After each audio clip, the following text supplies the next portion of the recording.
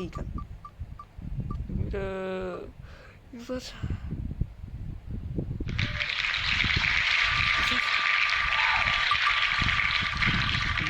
พักมุด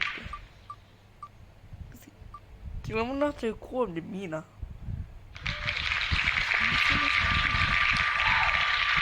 ไม่เลยนะอุ้ย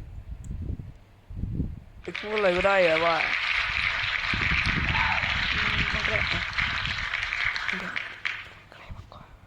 โอเคเราก็จะมาทำการวาดเลยนะครับ